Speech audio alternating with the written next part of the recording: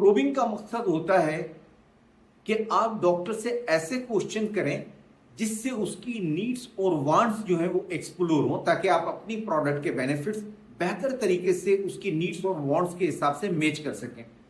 अब प्रोबिंग की तरफ जब हम आते हैं तो प्रोबिंग भी दो किस्म की होती है।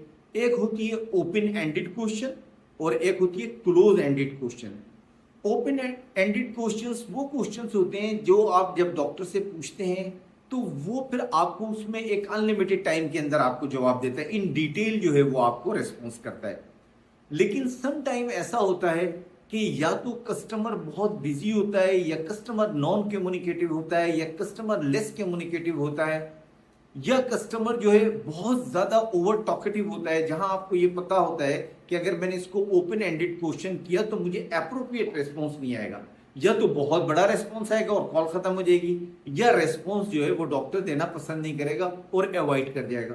तो इन दोनों केसेस के अंदर आप उस कस्टमर के ऊपर जो सेलिंग स्किल लगाते हैं उसको हम कहते हैं क्लोज एंडेड क्वेश्चन के थ्रू फिर आप उससे पूछें।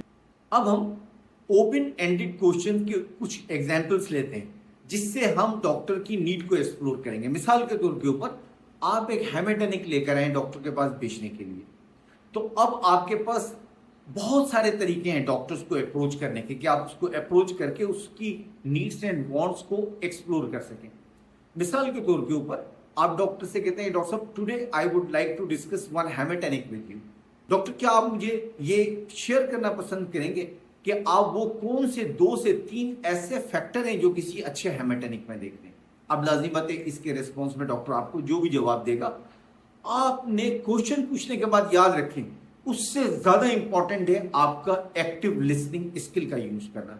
जो ही आप डॉक्टर से प्रोब करते हैं, whether it is a open probe और इट्स ए क्लोज प्रोब, आपने उसके बाद बहुत पेशेंसली एक्टिवली उसकी कम्युनिकेशन को सुनना है, क्योंकि जो कम्युनिकेशन वो आपके साथ कर रहा होगा इसी कम्युनिकेशन के अंदर वो आपको क्लू दे रहा होगा आपकी प्रोडक्ट को सेल करने के लिए।